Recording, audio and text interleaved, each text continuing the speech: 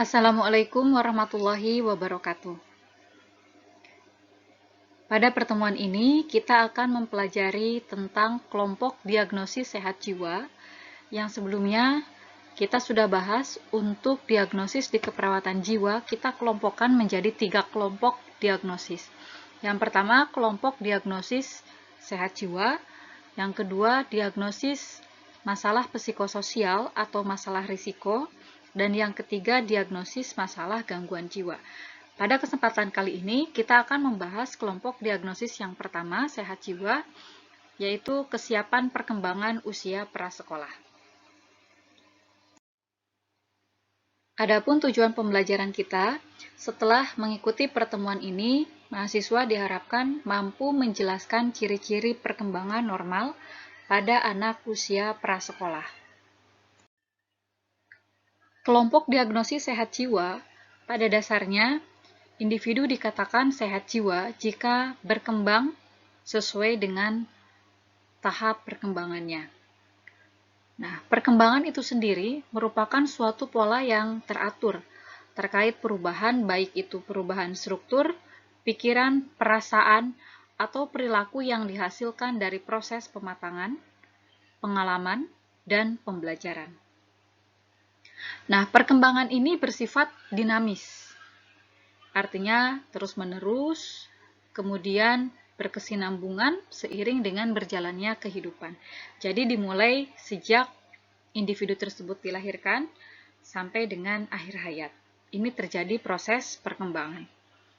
Ditandai dengan serangkaian bisa berupa kenaikan, bisa kondisinya konstan, dan bahkan bisa mengalami penurunan. Oleh karena itu dikatakan bahwa perkembangan ini sifatnya dinamis. Nah, yang diharapkan adalah pada proses perkembangan ini terjadi yang dinamakan dengan kenaikan. Kemudian, efek saling keterkaitan dari faktor keturunan dan lingkungan. Jadi, salah jika perkembangan itu hanya dihubungkan dengan faktor genetik atau keturunan, atau hanya dihubungkan dengan faktor stimulasi dari eksternal atau lingkungan hasil proses pembelajaran. Akan tetapi menurut Mustad dan Sonkov ini, bahwa perkembangan itu merupakan gabungan efek saling keterkaitan dari kedua faktor tersebut, dari keturunan secara internal atau genetik dan juga dari eksternal stimulus proses pembelajaran dari lingkungan. Proses pertumbuhan dan perkembangan secara fisik, kognitif, psikososial, moral, dan spiritual menjadi bagian penting dari keseluruhan pribadi individu.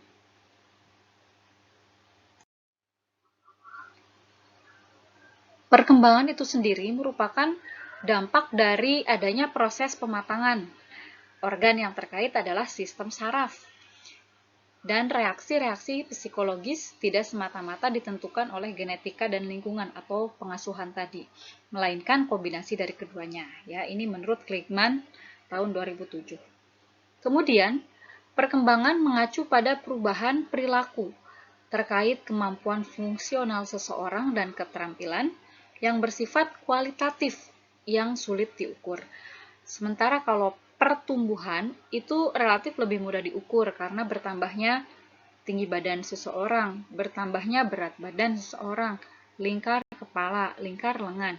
Sementara perkembangan ini adalah pematangan dari fungsi sehingga dapat dilihat dari perilaku individu tersebut. Dan ini relatif lebih sulit untuk diukur. Kenapa perkembangan itu terjadi? Karena terjadi perkembangan pada organ utama dari sistem saraf pusat, yaitu perkembangan otak. Ada yang dikatakan dengan plastisitas otak, yaitu kemampuan otak untuk melakukan reorganisasi dalam bentuk adanya interkoneksi baru pada saraf.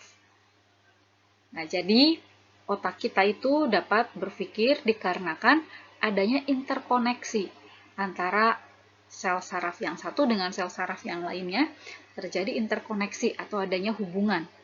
Merupakan sifat yang menunjukkan kapasitas otak untuk berubah dan beradaptasi terhadap kebutuhan fungsional. Nah, jadi di sini plastisitas otak adalah kemampuan otak untuk beradaptasi. Nah, kita lihat bahwa otak kita sejak bayi, sejak kita dilahirkan, terdiri dari 100 miliar neuron. Nah, ini sangat banyak sekali ya. Padahal dari setiap masing-masing neuron tersebut akan berkembang rata-rata 15.000 sinapsis pada usia 3 tahun. Saya sarankan agar dipelajari kembali materi sebelumnya tentang teori neurobiologi. Di situ saya sudah menjelaskan bagaimana kerja dari neuron atau sel saraf.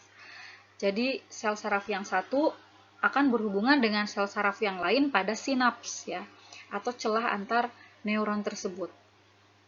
Nah, dan sinaps ini semakin banyak sinapsnya, maka otak ini akan semakin banyak interkoneksinya. Akan semakin banyak hubungan koneksi dengan sel yang lain, sehingga proses berpikir itu akan lebih baik. Nah, ini tanpa kita sadari ya, bahwa kita itu sudah dibekali dengan modal yang sangat besar sekali, 100 miliar neuron atau sel saraf.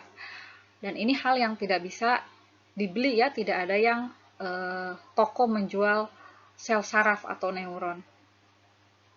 Tentunya ini adalah hal yang patut kita syukuri. Jumlah sinaps tetap konstan selama dekade pertama kehidupan karena terjadi perubahan jumlah neuron, jadi belum berkembang begitu banyak. Sinapsis pada jalur yang sering digunakan itu akan dipertahankan. Oke, dan pengalaman awal dalam kehidupan anak itu sangat penting karena pembelajaran berlangsung lebih efisien di sepanjang jalur sinapsis yang sudah mapan. Jadi, banyak sinaps, tapi yang sudah matur atau sudah mapan interkoneksinya itu yang sering digunakan. Sehingga pengalaman awal pada awal fase kehidupan ini akan mempengaruhi, memiliki efek langsung pada sifat fisik otak. Nah, pengalaman traumatis dalam fase kehidupan anak prasekolah dapat memicu perubahan yang bertahan cukup lama dalam sistem neurotransmitter dan endokrin. Nah, ini kemarin kita sudah membahas tentang kerja saraf, di mana neurotransmitter ini berfungsi sebagai pembawa pesan elektrokimia ya, yang memediasi respon stres dengan efek yang dicatat di kemudian hari. Jadi peristiwa traumatis tersebut bukan hanya mempengaruhi, langsung otomatis mempengaruhi psikologi. Akan tetapi peristiwa traumatis tersebut itu diproses di otak, di mana akan mempengaruhi neurotransmitter dan kerja endokrin.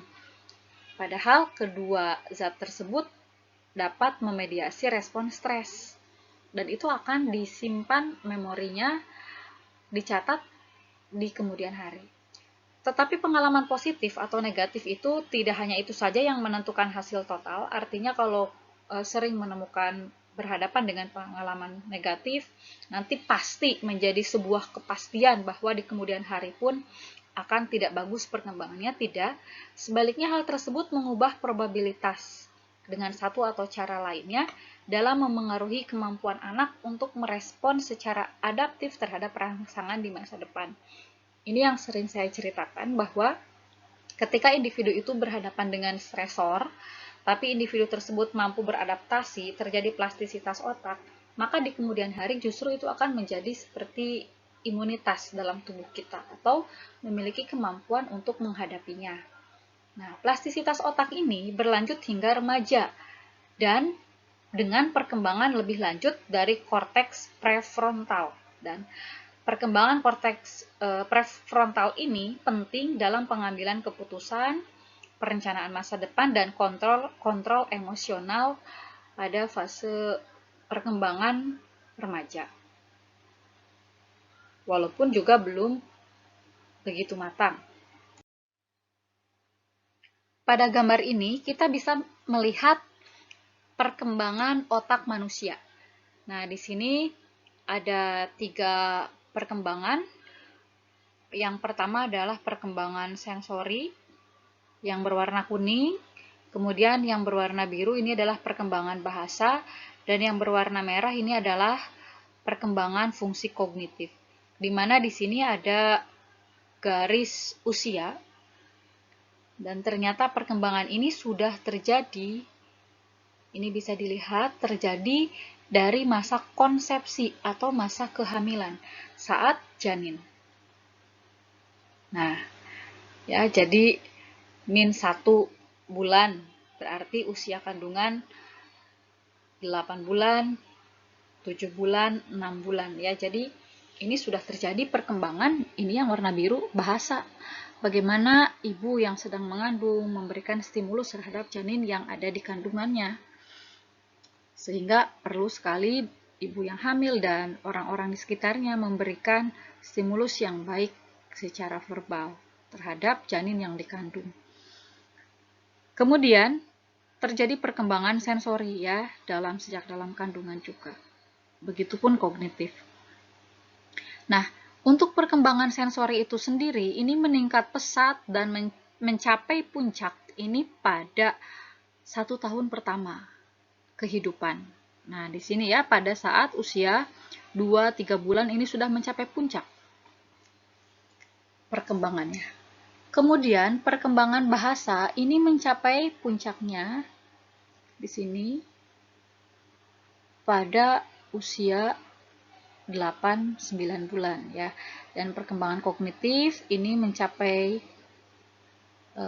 fungsinya sudah baik di sekitar umur mulai 1-2 tahun ini sudah baik ya.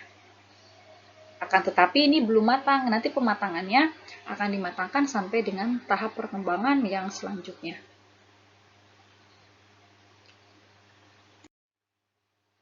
Perkembangan otak ini selama 5 tahun pertama lebih cepat, sifatnya intensif dan sensitif terhadap pengaruh eksternal atau lingkungan. Oleh karena itu, stimulus rangsangan ini sangat dibutuhkan pada 5 tahun pertama ya oleh balita. Masa di mana anak-anak membangun fondasi atau dasar kemampuan untuk belajar, kemampuan berkompetisi di masa depan. Stimulus baik dari orang tua ataupun mungkin dari pengasuh atau juga dengan mengikuti pendidikan usia prasekolah atau pendidikan anak usia dini dapat memanfaatkan tahap pembelajaran terbaik untuk perkembangan otak anak. Tentunya dengan catatan bahwa pendidikan anak usia dini tersebut memiliki fasilitator yang terlatih dan berkualitas, mengerti tentang perkembangan anak.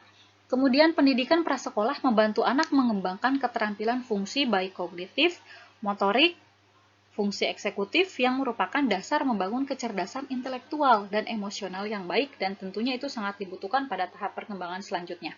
Ini merupakan fondasi untuk perkembangan intelektual. Lingkungan prasekolah memungkinkan anak mengeksplorasi baik dia bermain di dalam ruangan ataupun di luar ruangan dan juga memberikan kesempatan bagi anak untuk berinteraksi dengan teman sebayanya. Mungkin di rumah hanya berinteraksi dengan anggota keluarga yang usianya tidak sebaya, bahkan jelas-jelas usia dewasa, dan menstimulasi perkembangan sosial juga emosional.